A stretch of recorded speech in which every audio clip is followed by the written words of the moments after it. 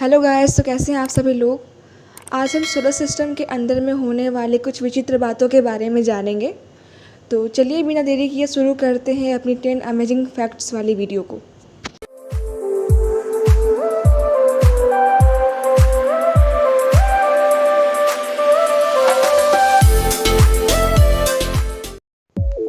Fact number 10। हमारे solar system में जहाँ सारे planets west to east rotate करता है, वहीं वेनस और यूरेनस दो ऐसे प्लैनेट हैं जो कि ईस्ट टू वेस्ट रोटेट करता है। अगर हम वेनस की बात करें तो इसमें एक दिन 1 साल से भी ज़्यादा लंबी होती है।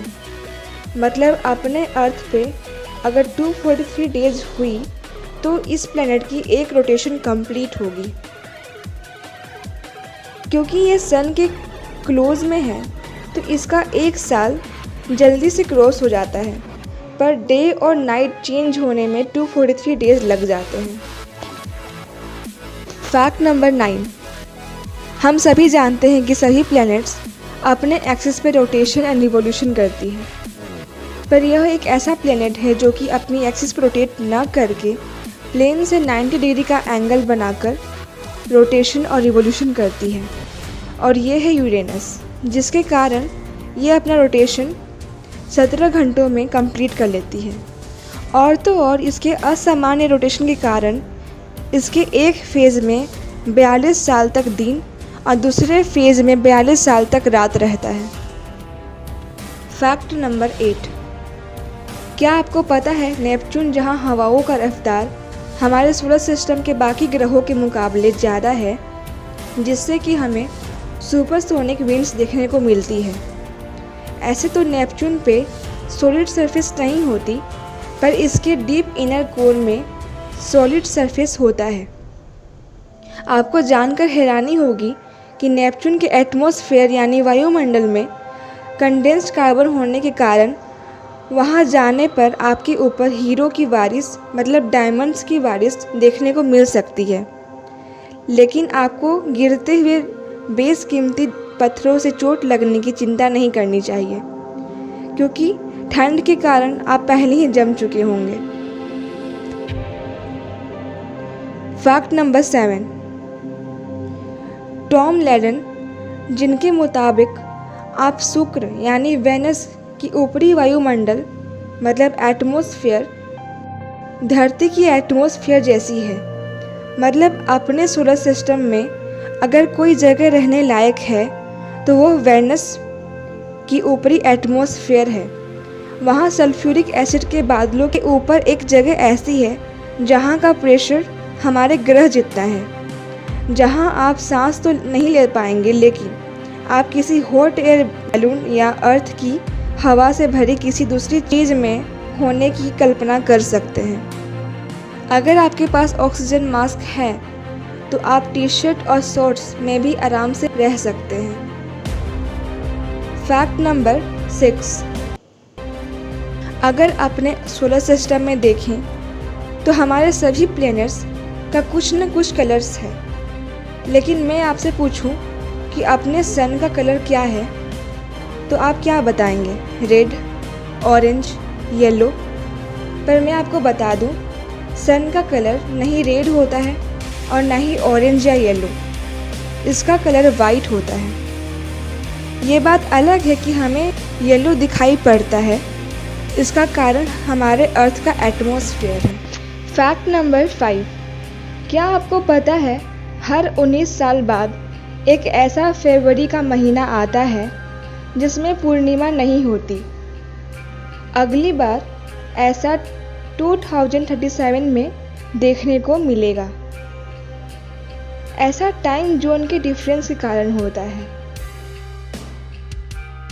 जैसे कि अमावस्या दुनिया में हर जगह नहीं दिखती। जैसे एग्जाम्पल, यूएस की हर एक पार्ट्स में तो दिखती है, पर वहीं यूरोप और ऑस्ट्रेलिया में नहीं दिखती। उसी प्रकार 19 साल में एक बार ऐसा होता है कि अर्थ के कुछ पार्ट्स में फुल मून नहीं दिखता, बट जनवरी में 2 फुल मून्स दिखते हैं। Fact number 4। क्या आपको पता है एक ऐसा प्लेनेट जिसमें कि मैथ्स के सारे सिंबल्स जो हम लोग पढ़ते आए हैं उसके रिंग्स में मौजूद हैं, जैसे कि alpha, beta, gamma, delta, epsilon जैसे सिंबल जो हम लोग अपने मैथ्स की प्रॉब्लम बनाने समय यूज़ करते हैं। और वो प्लैनेट है यूरेनस, जिसके रिंग्स का नाम इन सभी सिंबल्स के नाम पर बेस्ड है।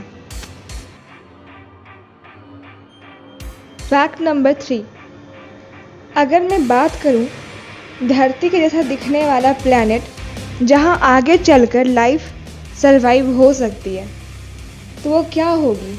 मार्स। वैसे उसमें भी कुछ कह नहीं सकती क्योंकि उसमें अभी रिसर्च हो रही है। अगर उसके अलावे में बात करें तो हमारे यूनिवर्स में 2 ऐसे प्लैनेट खोजे गए हैं। हालांकि पूरे यूनिवर्स में ऐसे कई होंगे, पर वहाँ तक हम लोग जा नहीं सकते। तो चलिए उन 2 ग्रहों के बारे में जानते हैं। इसमें से पहला है प्रोक्सिमा सेंचुरी बी, जो कि प्रोक्सिमा सेंचुरी जो कि सन के नियरेस्ट स्टार है उसकी परिक्रमा करता है, मतलब रिवॉल्यूशन करता है। ये हमारे प्लैनेट्स के मुकाबले 1.3 टाइम्स बड़ा है। अगर हम बात करें प्रोक्सिमा सेंचुरी और अर्थ के बीच में डिस्टेंस की, तो वो 4.24 लाइट ईयर्स की डिस्टेंस है। प्रोक्सिमा सेंचुरी जो कि सन का बस 12% मास और इसका ब्राइटनेस 0.15% है। और पाया गया है कि प्रोक्सिमा सेंचुरी बी के सरफेस में रॉकी प्लैनेट्स हैं और हैबिटेबल जोन के अंडर में है। और रिसर्च से ये भी पता चला है कि वाटर हाई रेडिएशन के कारण वेपर फेज में एटमॉस्फेयर में है। पर पर्पस ऑफ रिसर्च ये था कि वाटर जो एटमॉस्फेयर में इवोपरेट हो गई है वहाँ बाद में लाइफ सरवाइव हो सकती है या नहीं, इसमें रिसर्च अभी जारी है। अब अगर दूसरे प्लेनेट की बात करें तो वो है K2-18b, जिसका कि मास एंड एटमॉस्फेयर हमारे अर्थ के जैसा है और तो और तापमान भी अर्थ के जैसा है। साल 2016 में हबल स्पेस दूरबीन से जो डेटा मिला था उससे यह पता चला कि वहाँ पानी है और वो भी लिक्विड फॉर्म में। यही नहीं, वहाँ रिसर्च के लिए नई जनरेशन की तकनीक वाली जेम्स वेब स्पेस दूरबीन और यूरोपियन स्पेस एजेंसी के एरियल मिशन जो कि 2028 तक लॉन्च होगा, जो यह पता करेगा कि पृथ्वी जैसा दूसरा ग्रह जहां हमारे जैसा लाइफ एग्जिस्ट करती है या नहीं। फैक्ट नंबर 2, हाल ही में एक ऐसा न्यूज़ आई है, साइंटिस्ट ने डिस्कवर किया है कि सैटर्न के अराउंड एक ऐसी रिंग पाई गई है जो इंफ्रारेड के प्रेजेंस में ही दिखाई दे सकती है और ये इतनी बड़ी है कि जिसको कि ये पिक्चर ही जस्टिफाई कर सकती है। फैक्ट नंबर 1, सिरिस जो अपने ड्वार्फ प्लेनेट में एक इकलौता ऐसा प्लेनेट है जो सोलर सिस्टम में प्रेजेंट है। ये एस्टेरॉयड बेल्ट में सबसे बड़ा ऑब्जेक्ट है जिसकी की डायमीटर 940 किलोमीटर है और ये पूरे एस्टेरॉयड बेल्ट का 1/4 भाग ऑक्यूपाई करता है। यह बात जानकर आपको हैरानी होगी कि इसमें एक मिस्टीरियस ब्राइट स्पॉट है जिसके जांच में साइंटिस्ट आज भी हैं। कुछ वैज्ञानिकों ने इसे एलियंस की कॉलोनी बताया है तो कुछ ने कुछ और। इसके रिसर्च के लिए नासा ने अपने डॉन स्पेसक्राफ्ट मिशन को सितंबर 2007 में लॉन्च किया, जो कि वहां 2015 में पहुंचा, जिसकी मदद से हमें यह पता चला कि यह स्पॉट लगभग 92 किलोमीटर की डायमीटर में फैला हुआ है, जिसकी गहराई 4 किलोमीटर की है। और तो और ये भी पता चला इस स्पॉट में दिखने वाला वो चमकीला मटेरियल सोडियम कार्बोनेट है, जो कि उस स्पॉट पर ही नहीं बल्कि सीरिस की पूरी सतह पर देखने को मिलती है।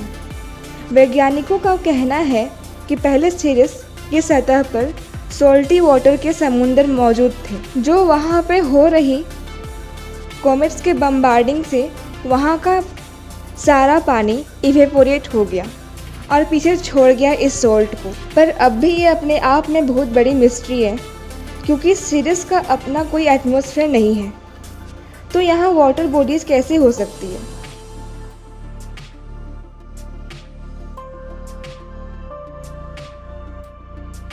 तो आज के लिए बस इतना ही। मिलते हैं नेक्स्ट वीडियो में विथ अ न्यू फैक्ट। तब तक के लिए बाय बाय।